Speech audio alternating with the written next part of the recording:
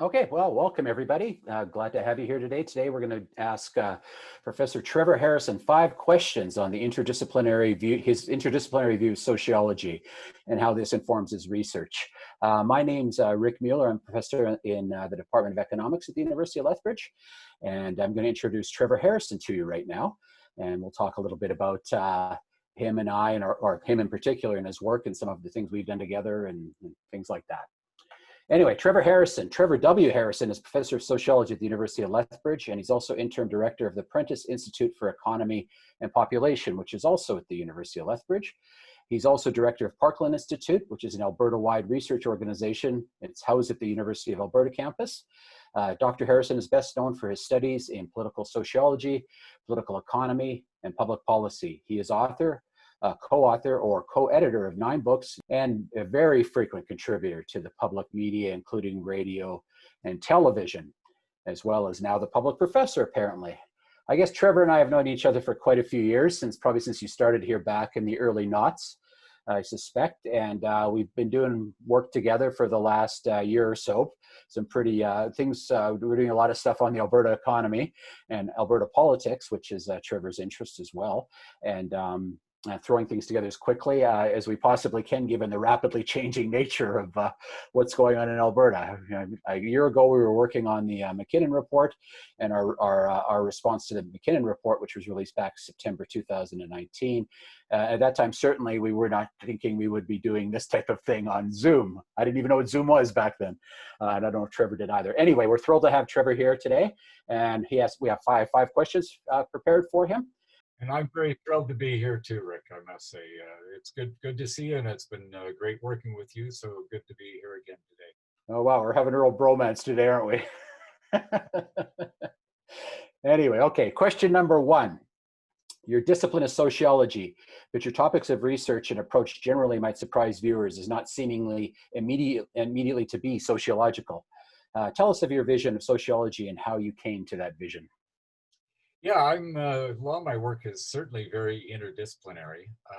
And I think that a lot of things, sociology is supposed to be about the study of society, but for me, it's very difficult to imagine studying society separate from a number of other things. So for example, a lot of my work has a kind of historical edge to it.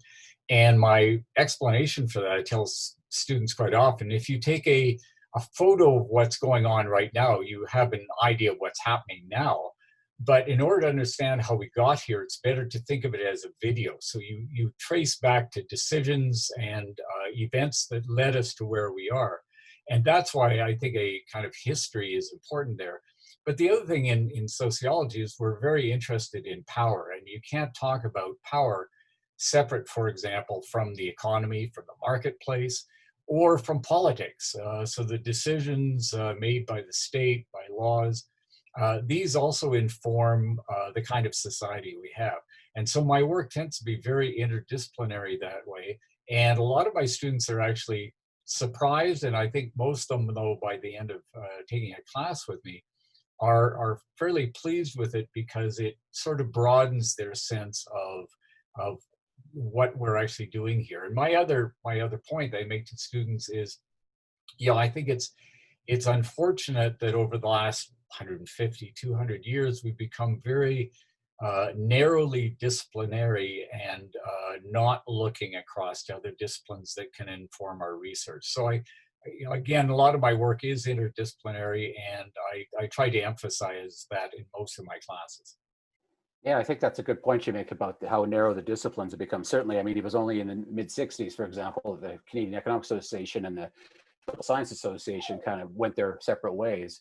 And certainly and yet you sort of look back, and like you said, in terms of history and things like that, you look at a lot of the great sociologists or great economists or great anybody, they didn't have those labels back then, first of all, and they certainly were thinking about these things in a more holistic way, which is certainly what you do. They were very Renaissance people in a sense, and they said anything that where my research, my questions take me, that's where I'm going to go. So they didn't stay narrowly within a certain disciplinary framework. And I think that's what actually students coming to university should actually get out of it, is that sense of the interconnectedness of a lot of different disciplines. Yeah, no, I think you're right. I mean, half the time we don't even know what's going on down the hall from us because the department happens to be a little bit different or what our colleagues are doing and things like that. So I agree with you. I think it's an important point. Okay, question two. Much of your research is policy focused, that is applied. What attracts you to doing research with such a focus? Yeah, I certainly enjoy theory, both kind of at a micro or middle range level and also at a macro level. So all my work is certainly theoretically informed, but it's very easy, I think, as academics to go off and, as they say, study, how many angels dance on the head of a pin. And then it's kind of like, well, what does this mean to the average person out there? So I also have a real interest in kind of applied research. That's a lot of my work is on public policies. So work that I do in terms of, and you mentioned earlier our work last year on the McKinnon report talking about Alberta's finances. Well, over the years, I've studied such things as immigration policy, labor policy, education, healthcare, a number of different things. And I find it invigorating to do something that I know at the end of the day, the reports or the papers coming out, someone hopefully is going to read it and get something out of it, and it will inform public discourse and public policy, and it makes the work that much more relevant. The other thing is, of course, that that kind of research then is brought back into the classroom, and students can again see here's the real meaning of why you're actually doing some of this stuff. So I very much am certainly engaged in that kind of public policy research. Yeah, and that's good. That's good. I mean, I think a lot of times, people kind of, especially in academia, get too involved in some of the rather obscure aspects of what we do, and forget the fact that we're supposed to be based in reality, and they're worried more about technique than content a lot of times. So I appreciate what you do, definitely. Okay, question three, and this is kind of relevant. If I said international comparisons have also been part of your research. In fact, I believe you're supposed to be in Greece right now, aren't you? If or you were supposed to. Of course, our travel plans have been kibosh, which is why we're sitting at home doing Zoom interviews, I suppose. Anyway, let me just repeat that. International comparisons have been a part of your research, in fact, a pretty large part, if I remember right. Can you tell us a little about that and what countries in particular that you've studied? Yeah, I've always been really interested in travel. Even before I ever went to university for the first time, I'd already traveled over to Europe and through the Middle East. And I've always found this the study of other peoples, other cultures, how economies work elsewhere, political systems. I find that actually really intriguing. And so the other thing is when you're actually studying other countries or even other regions, you learn something about your own place. Suddenly things in your own country become highlighted because you see them in a comparative sense. So I've also, I've often really enjoyed that. And over the years, a lot of my research course, I know as you were, we were fortunate to go on the Japanese exchange program. And so Japan was a fascinating experience, totally different society, and again made me think about Canada a lot differently though. And out of that, I actually end up producing a small book about Japan and its history and culture. I've also done an awful lot of work on Greece, and I'm hoping down the road to do a book on Greece. But over the years, I've also written on the Middle East and very much on, of course, American politics. And so that comparative thing, I think, is really important in all kinds of research fields. I think that, again, when we talked about the narrowness of some research, there's different ways you can be narrow. And one way is to be very parochial about the research that you're doing in just your place, as though that's the only country on the planet. And again, I think really good research needs that kind of comparative edge. Yeah, no, I would agree with you. I think it's, traveling is a great thing and living abroad and talking to people from abroad. And you start to realize that those parameters that we have in our society that we think are so universal are not that way at all. And I think it's important to understand the way that people think for sure. And I think you've certainly contributed to that. Well, I think it's also important, and I encourage my students, frankly, is that you can learn a lot of things in at university for sure, but a lot of things become more meaningful and obvious when you've actually traveled. So, for example, you go someplace, you've read about a country and its history, but now you go there and you kind of live it. And now what you've learned in university also becomes amplified. You understand on different levels. So I've always really encouraged students to travel. I think it's a great education. And so I'm all for the kind of exchange programs that, of course, the University of Lethbridge has, and I hope will continue and enhance those in future. I would agree, 100%. Okay, question 4. Are you working on any large research projects at the moment? Yeah, the big ones I mentioned, I want to do something on Greece and Greek society and politics, and I've certainly been studying that for a number of years now. One of the more immediate things, actually, I'm going to be looking at is I've been really interested in changes in labor markets and jobs. We're seeing, of course, a lot of people are very concerned and fearful and angry about changes in their own situation. Much of this is coming about through automation.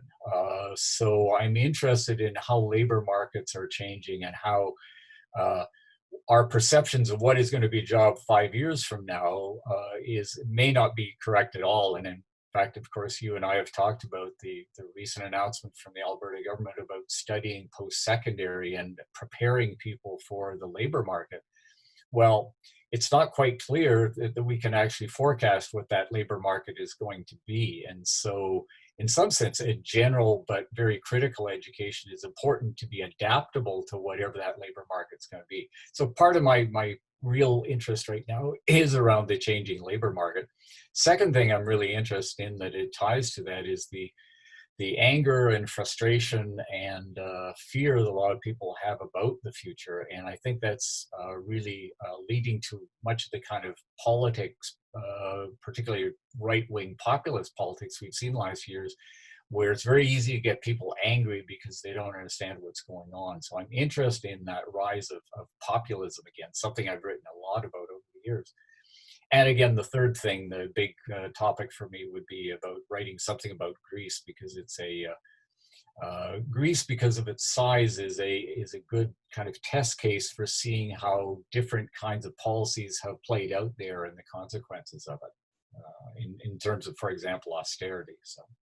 Yeah, I would agree with you definitely. I mean, I think people are generally small c conservative, and these are times of pretty rapid change right now, in particular, and so people tend to kind of fall back on their comfort zone, their prejudices, et cetera. And I think that's and again, this kind of fits in well with the traveling idea and seeing how other people do things and how other people think. And once you do that, the other side isn't so scary. People aren't so scary, I don't think, and it's easier to understand their perspectives. Yeah, I think, as academics, one of the things we can do is understand that fear and where that anger is coming from, but we can help people to actually get beyond that and see here's some practical solutions that we've actually researched this, and this is how we get beyond what is a difficult situation right now. I didn't even mention, of course, the whole issue around global warming and climate change. That's another big issue right now that we need to take into consideration. Well, hopefully, if anything good comes out of this whole COVID thing, is that people are actually going to start listening to evidence again, evidence-based analysis in particular, which of course is what we do at universities. And as I like to say sometimes, we're not exactly in the golden age of academia. The people that are watching this are different, different, I suspect, because just by virtue of the fact they are watching this type of thing. But by and large, I think it's pretty difficult to get that message out there these days. And certainly, you've done a lot to help the cause. Question 5, what are the key sociological questions currently needing to be addressed? I think you've touched on some of these, but I suspect you want to elaborate on them a bit more. Yeah, certainly. Number one again is I do think the crisis of jobs and labor markets, the economy in general. Second thing that has come to the fore in the last while. Again, we've all known about researchers, but is really rising inequality, and it's not just economic inequality, but that tends to translate or correlate with a whole series of other inequalities from race, ethnicity, age, gender, region. And so again, that amplifies much of the fear because certain groups of people feel left out of this very scary economy that is transforming here. I mentioned, of course, global warming. So I think that, that's because I think global warming is going to complicate our answers to many of these other issues. And so if we don't get a handle on that, it's very hard to imagine how we start to deal with a new kind of economy with new jobs, etc. The other thing is, I think, oh, excuse me. I think there's a real kind of crisis of democracy here, and that feeds back to what I said about the rise of populism. There's a kind of sense that democracy, however defined, is not working very well for a lot of people. And when it's not, then people start to look for sometimes some pretty scary authoritarian types to lead them through it, because they start to give up on the systems of governance that you have. So I'm interested in all those things, but what I would point out, back to even the very first question here today, is how all of these are actually essentially interrelated. So you can't begin to sort of hive off and deal with any one of them without taking into account the other ones, because they correlate, but they also interrelate and affect each other in really complicated ways. So again, my research are fairly vast, but I think at the end of the day, they actually tie together really quite nicely. Okay, well, that was the 5 questions. Anything you want to add before we wrap up? This has been thoroughly enjoyable, though, and I do hope the people who have taken time to actually listen to this today will be enticed to take in my talk for public professor, and which is a great program and should wholly be supported. Is there a date for that yet we can announce, or just should the viewers of this just stay tuned? It is scheduled for January 28th of this coming year, and all things permitting, then we hopefully maybe even can do it in person. We'll see at that point. Well, and hopefully we'll have haircuts by then too, right? So anyway, I just want to say thank you very much to Professor Trevor Harrison in the Sociology Department at the University of Lethbridge. Thank you very much. And certainly I'd like to thank the audience too out there and whoever's watching this for participating. We hope to see you hopefully in person at the actual event in January 28th. Anything to add, Trevor? Everybody have a great day and stay safe. Yes, everybody stay safe. We'll see you soon. It's not going to last forever, we hope. We hope not.